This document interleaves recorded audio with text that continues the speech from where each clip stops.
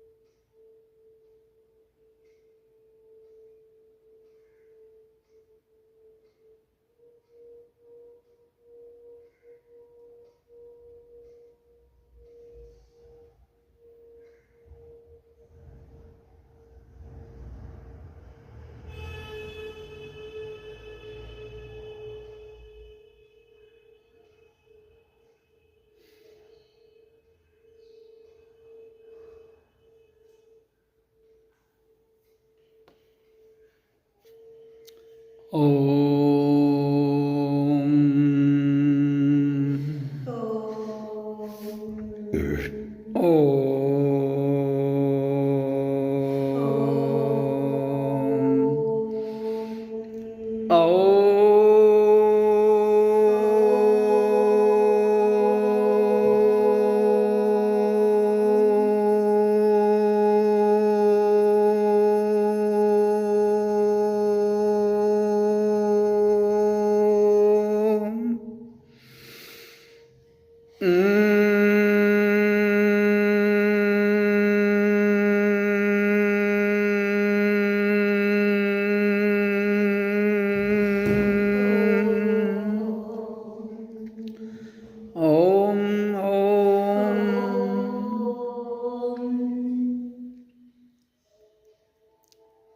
इस भूमि पर सत्य को जानने के लिए इंसान को जो आवाज़ है और जो प्राण वायु है, इन दोनों को खाली करना पड़ेगा, तभी सत्य को जान पाएगा। मानव जो नर और नारी के रूप में इस धरती पर साक्षात हुआ है, तो इसलिए जितने भी संसार के ज़्यादा ये मत हैं, संप्रदाय हैं, ये सच को जानने का प्रयास क्यों नहीं करते हैं? उसका कारण क्या है? क्योंकि इनको पीढ़ी दर पीढ़ी जो शिक्षा में मिला है, जो सिस्टम में मिला है, ये उसी को ही मान्यता के रूप पर सब कुछ मानते हैं। इनके लिखे हुए ग्रंथ, चाहे वो हिंदू संप्रदाय से हों, सिख संप्रदाय से हों, मुस्लिम संप्रदाय से हों, ईसाई, बौद्ध, जैन, उनमें जो लिखा है उसकी समझ तब तक नहीं आ सकती किसी को भी जब तक वो प्रैक्टिकली उसमें उतरेगा नहीं। तो मैंने बहुत बार कहा है कि जितने दुनिया के ग्रंथ हैं सारे के सारे आधारित वो ध्वनि पर हैं। ध्वनि, आवाज़ ना होती तो कौन बोल सकता था? तो ग्रंथ में नहीं ले जा सकते थे। प्राण ना होती, प्राण वायु ना होती तो प्राण शक्ति भी ना होती, तो कैसे इंसान जिंदा रहता? तो इसलिए जिंदा रहने के लिए और एक दूसरे से चर्चा करने के लिए हमें प्राण वायु और आवाज़ की ज़रूरत है। तो बेसिकली जो चीज़ है वो है प्राण वायु और ध्वनि। तो हमारे शरीर में ये जो प्राण वायु है, ये हमारे मूलाधार से लेकर हमारे जहाँ जो नाक है, नासिका है, इसके दो जो द्वार हैं उनके द्वारा ही प्राण वायु को खींचा जाता है, उसके द्वारा ही छोड़ा जाता है, या फिर मुंह के द्वारा लिया जाता है, छोड़ा जाता है। तो बड़ी सिंपल सी बात है कि जिसको हम प्रयोग करने से जिंदा रहते हैं वही सत्य है। इसके अलावा और क्या सत्य है मुझे बताया जाए। तो इसलिए मैं बड़ा क्लैरिटी करके कहता हूँ कि किसी भी चीज़ को ज़्यादा लंबा खींचने से आदमी उसके झंझट में चला जाता है, और संसार ने चीज़ों को लंबा खींच कर उसकी बातों को इतना विस्तार में फैला दिया है जिसके द्वारा इंसान भ्रमित हो जा रहा है, सत्य को नहीं जान पा रहा है। सत्य तो भीतर है, बाहर थोड़े है। बाहर तो एक शो है, शो को सत्य नहीं कहते हैं। सत्य जिसमें कोई शो नहीं है, जिसमें कोई बात नहीं है, जिसमें कोई प्राण नहीं, जिसमें प्राण नहीं है, जिसमें ये प्राण वायु के रूप में कोई भी चीज़ नहीं है, ध्वनि कुछ नहीं है, वो है अल्टीमेट सत्य, जिस पर हम किसी प्रकार का तर्क वितर्क नहीं कर सकते। जहाँ तर्क तर्क है वहाँ दो का होगा, वो एक का तो हो नहीं सकता, इसलिए दो तो सत्य हो नहीं सकते, क्योंकि वहाँ आर्गूमेंट की कोई सीमा थोड़ी है।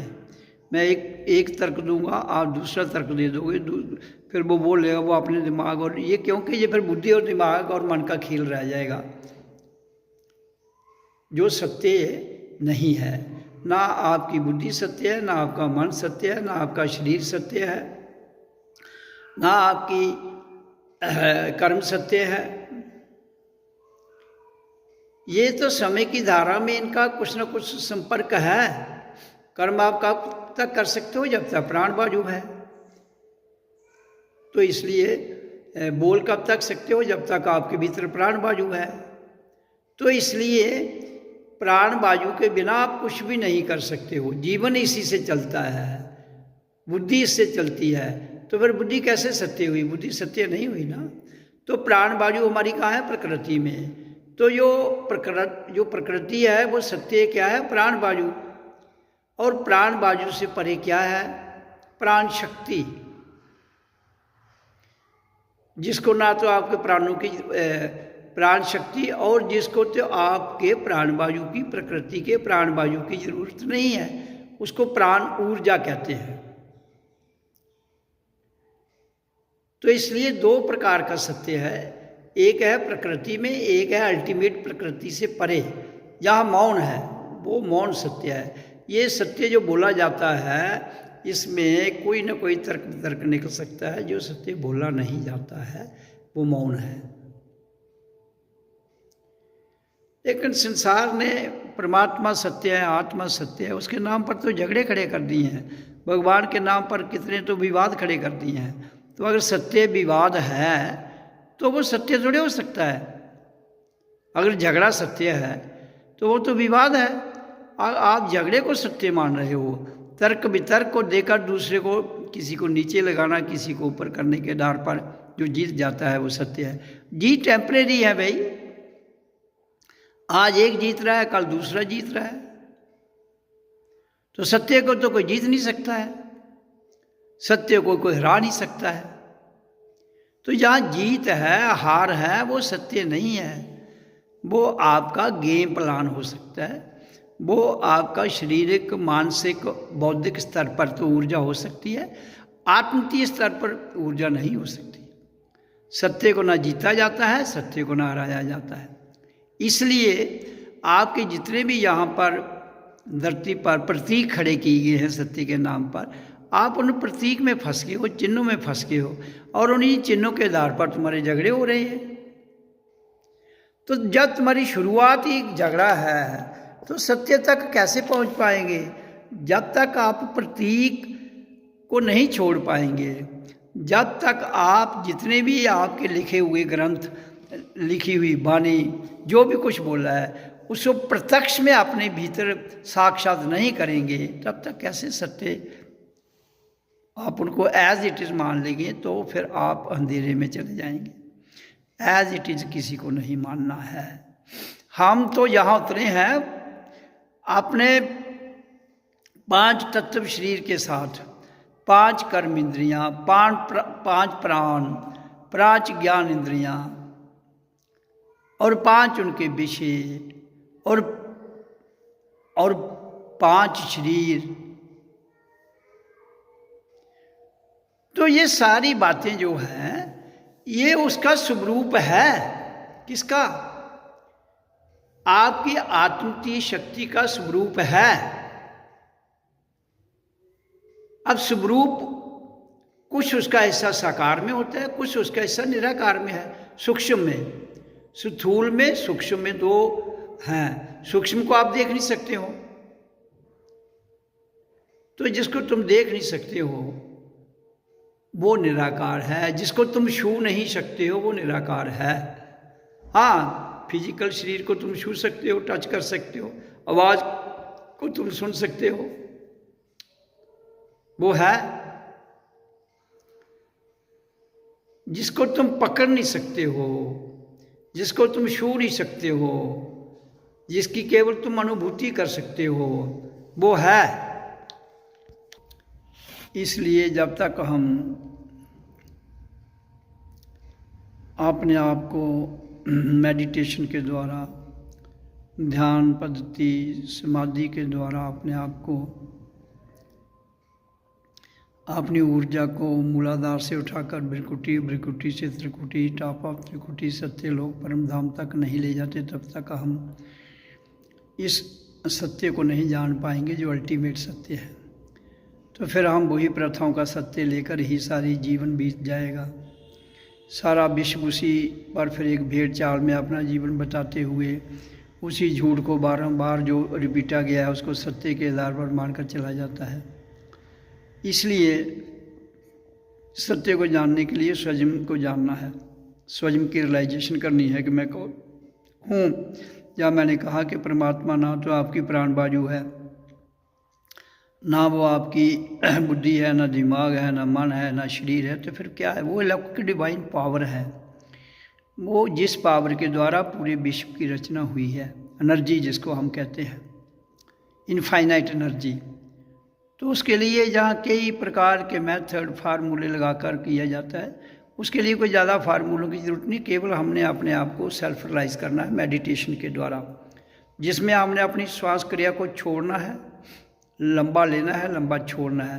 रोज़ इसका अभ्यास करते करते करते हमारे भीतर एक दिन आ जाएगा जब हमारी प्राण बाजू, हमारे विचार, हमारी बुद्धि प्लानिंग से परे चले जाएगी, विचार शून्य हो जाएगा मन। तो हम तब उस सत्य को जान पाएंगे जो प्राणों से परे है, जो आपकी प्राण बाजू से परे है, आपकी बुद्धि से परे है, आपके मन से परे है। ये तो संसार का एक सिस्टम है यहाँ पर। तो हम सिस्टम को परमात्मा नहीं मान सकते हैं। सिस्टम वक्त के आधार पर बनाया जाता है, सिस्टम समय के आधार पर बनाया जाता है। परमात्मा समय के आधार पर नहीं बनाया जाता है। वो अटर्नल ब्लिस है, अटर्नल पीस है, अटर्नल आंतरिक आनंद है। तो वो तो सदैव है, उसको बनाया थोड़ी जाता है। वो है जो है, उसे बनाने की ज़रूरत नहीं है। जो हम जहाँ करते हैं ये क्रिया है। तो क्रिया योग जो है उसको करने की ज़रूरत है। क्रिया योग छूट जाना चाहिए, फिर हम उस अलौकिक डिवाइन पावर जिसको आत्मतीय शक्ति या उसका विराट स्वरूप जिसको हम परमात्मा कहते हैं, परमात्मा की शक्ति इनफाइनाइट पावर है जो सूक्ष्म, स्थूल, सूक्ष्म, कारण सबसे परे है। वो स्थूल भी नहीं है, सूक्ष्म भी नहीं है, कारण भी नहीं है। वो तो अपने आप में है। उसका ना तो एग्जिस्टेंस बदलती है, वो प्रकृति में भी है, प्रकृति से परे भी है। तो इसलिए हम प्रकृति को ही सत्य मान चुके हैं, तभी तो हम भ्रमित हो जाते हैं। प्रकृति में आपको डर भी है, प्रकृति में आपको वहम भी है, प्रकृति में आपका मन है, प्रकृति में इंसान उलझा हुआ है। प्रकृति तो माया से चलती है और माया मन को कहते हैं। इसलिए मन एक ऐसी इधर प्राकृतिक शक्ति है जिसकी एग्जिस्टेंस सिर्फ विचारों पर आधारित है। जिस दिन विचार निकल जाए मन खत्म। लेकिन विचारों से निकलना ही तो सबसे मुश्किल है। एक क्षण में कोई विचार आता है, उसी क्षण में दूसरा विचार आ जाता है और विचारों के टकराव में जो सत्य है वो पीसा जा रहा है। तो इसलिए ये विचारों के आदान प्रदान के द्वारा ही दुनिया उसी को सत्य मानती है और विचारों के तर्क वितर्क के आधार पर जो जीत जाता है वो उस समय का सत्य हो जाता है। तो यहाँ तो काल है, काल को सत्य मान रही है। काल सत्य नहीं है, काल अपनी धारा में विचारों के आधार पर चल रहा है। इस काल के अंदर आप बारंबार आते हो। क्यों आते हो? क्यों कि काल स्थिर नहीं है, ये चलता रहता है। परमात्मा आत्म की शक्ति जो हर जगह है, तो इसका मतलब वो स्थिर है, काल हर जगह नहीं है। तो जो हर जगह है उसको बदलने की क्यों ज़रूरत पड़ेगी? तो इसलिए काल जब हर जगह नहीं है तो ये बदलता रहता है, जिसको टाइम। तो इसलिए हमें जीवन के रहते हुए इस सत्य को जानने की ज़रूरत है, जिसके लिए मेडिटेशन, ओम मेडिटेशन और प्राण वायु का डीप ब्रीद इन और लॉन्ग ब्रीद आउट करके हम इसको साध सकते हैं। इसके अलावा और जितने भी मेथड हैं, नृत्य है, संगीत है, वो इसके छोटे छोटे पहलू हैं। जब तक आप इस ढंग से मेडिटेशन के द्वारा पूर्ण अपने आप को खाली करने के बाद अपने आप को उस आनंद में नहीं जाते हो, तब तक वो संगीत और वो आपकी जो नृत्य है वो भी एक लयबद्ध नहीं हो सकता है। तो लयबद्ध करने के लिए हमें सर्वप्रथम अपने आप को जानना है। भाषा, तकरार, तर्क वितर्क, ये सारी बातें छोड़ते हुए, जिस पर तो कभी भी युद्ध खत्म नहीं होगा। जो ग्रंथों का युद्ध है ये कभी खत्म नहीं होगा, बातों का युद्ध कभी खत्म नहीं होगा। तो यहाँ लड़ाई का युद्ध भी कभी खत्म नहीं होगा जब तक हम पूर्ण सत्य को नहीं जाएंगे। बाहर तो हम किसी चींटी को भी नहीं मार सकते हैं, जहाँ तो रोज करोड़ों जानवरों को कत्ल किया जाता है। तो इसलिए जो अहिंसा परमो धर्म का अर्थ क्या है, जिस भी महापुरुष ने जहाँ अहिंसा की बात की, वो खुद ही उन्होंने उस अहिंसा को हिंसा में का उसका परिणाम सिद्ध कर दिया। तो इसलिए ये हर इंडिविजुअल आदमी इसको साध सकता है और साध के उसका प्रचार करे, और इसको शिक्षा प्रणाली में लाना बड़ा ज़रूरी है। लेकिन ये राजनीति के लोग, धर्म गुरु इसको शिक्षा प्रणाली में भी लाएंगे तो अपने ढंग से लाएंगे। जैसे योग है, तो योग एक विद्या है जुड़ने की, लेकिन हमने उसी योग तक इंसान को ले जाना है जहाँ तक उसको अल्टीमेट सत्य की समझ आती है। तो अल्टीमेट सत्य की समझ उस दिन आती है जिस दिन योग भी छूट जाता है, योग नीचे रह जाता है, तब जाकर हमें समझ आती है। इसलिए जीवन के रहते हुए हमने सत्य को जानने का प्रयास करना है। बाकी मैं कहता हूँ हमारे दो ही तो सिद्धांत हैं जीवन के, एक है कर्म सिद्धांत, दूसरा है धर्म। कर्म का अर्थ है काम करके हमने अपना निर्वाह करना है, नेक नीयत से काम करते हुए अपने जीवन का निर्वाह करना है। और धर्म है स्वयं को जानना। लेकिन जहाँ तो 50 ग्रंथ है, ग्रंथों के झगड़े, तुम्हारे मंदिर मस्जिदों के झगड़े, तुम्हारे मत मतांतरों के झगड़े, तुम्हारा यहाँ लैंग्वेज का झगड़ा, यहाँ पर भाषा तकरार का झगड़ा, देश विदेश का झगड़ा, क्या है ये धरती एक है। इस धरती को पूरा खुला छोड़ना चाहिए, कोई सीमा नहीं होनी चाहिए धरती पर। हिंदुस्तान, पाकिस्तान, जो 300 कंट्री के जो बॉर्डर बनाए हैं, ये तो युद्ध के अड्डे हैं। क्या जरूरत है बॉर्डर की? कोई इंसान कहीं भी जा सकता है, क्यों पाबंदी लगानी है? जिसकी जो मौज है वो करे। और there should be one religion, वासुदेवम कुटुंबम। रिलीजन का तो मतलब ही नहीं है, मतमतांत्र तो एक ही होना चाहिए। धरती एक है, हम सब एक हैं, धर्म हमारा स्वयं को जानना है, तो दूसरा तो धर्म हो नहीं सकता इंसान का। इंसान एक है, धर्म एक होना चाहिए, लेकिन इंसान ने अपने स्वार्थ के कारण अलग अलग नाम देकर धर्म की परिभाषा बदल दी, और उसी परिभाषा के आधार पर दंगे फसाद हो रहे हैं। बच्चा जब पैदा होता है उसकी कोई धर्म, कोई जात नहीं है, बाद में उसको ठप्पे लगाए जाते हैं। कोई हिंदू का ठप्पा, कोई मुसलमान का ठप्पा, कोई सिख, कोई ईसाई, कोई बौद्ध, कोई जैन। परमात्मा ने तो किसी पर कोई ठप्पा नहीं लगाया। जब तुम पैदा हुए तुम्हारे पर किसी बात का ठप्पा तो था नहीं। तो हाँ, श्वास से तुम्हारे जीवन मिला है, आवाज़ से तुम चर्चा कर सकते हो। तीसरी कौन सी चीज़ है जो आपको मिली है एक्स्ट्रा? ये दो ही चीज़ें हैं। किसी के शरीर पर लिखा है, कहीं माथे पर लिखा है, ये माथे पर तुम लिख रहे हो। वो तुमने तो नाम भी हिंदू मुसलमान रख दिए। राम हिंदू हो गया, हजरत मोहम्मद मुसलमान हो गया। क्या हो गया यार? शब्दों के बदल से तो तुमने सब कुछ बदल दिया। तुमने ग्रंथ बदल दिए, तुमने भाषाओं का भी वो सारा सिस्टम बदल दिया। तो प्रकृति तो आपकी विवादों का अड्डा है। इस प्रकृति में रहते ही उन विवादों को सुलझाना और उनमें सुलझ कर रहना ही हमारा कर्तव्य है। तो इसलिए जीवन के रहते हुए हमें इस बात का ध्यान रखना है कि हम सब एक हैं।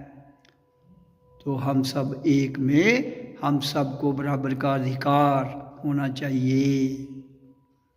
काम हम कुछ भी करें, देखो काम तो अलग अलग प्रकार के हैं। जिसको जिस काम में कोई निपुण है या शौक है उसको वो काम करे। अधिकार सबके बराबर होने चाहिए। अधिकार क्या है?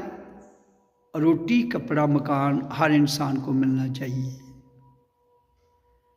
शिक्षा, आपके जो भी सिस्टम में चीज़ें हैं, हेल्थ केयर, बिजली, पानी, रोटी, कपड़ा, मकान और जितने भी स्थान हैं उधर को घूमने की, सब काम सबसे ले लो। मेरी तो क्रांति कहती है सबसे काम दो। अध्यात्म विचार की क्रांति क्या कहती है? ये गुरु की क्रांति है, सबको इसी पर चलना होगा। नहीं चलोगे तो लड़ते लड़ते मरते रहोगे, कोई किसी के खिलाफ, कोई किसी के खिलाफ। अगर गुरु की क्रांति पर ना चले, गुरु की वाणी पर नहीं चले, तो फिर तो आप इन्हीं युद्ध में ही हर किसी को धकेलते धकेलते, ये धरती जो स्वर्ग है ये नरक का रूप तो धारण कर चुकी है, और ज़्यादा कर लेगी। फिर आओगे, मरोगे, लड़ोगे, खत्म हो जाओगे। इसलिए सोच करो, हिंदुओं, मुसलमानों, सिखों, ईसाइयों, बौद्ध, जैन जितने भी हैं, मत मतांतर, एक ही मेडिटेशन हॉल बनाओ, एक ही लंगर, सब वहाँ खाना खाएं। एक ही मेडिटेशन हॉल, सब वहाँ जाकर मेडिटेशन करें। ओम की मेडिटेशन और प्राण श्वासों को डीप लेना, छोड़ना, ये मेरा जीवन का लक्ष्य है और यही सत्य है। इसके अलावा जो भी है वो परिवर्तनशील है। ये प्रकृति में ना तो साउंड परिवर्तन होती है जन्म के समय, और प्राण वायु जो जन्म के समय मिली है वो सबको एक समान है। इसलिए इसी से हमारा जीवन मिला है, इसी के आधार पर मैं सत्य कह रहा हूँ। ओ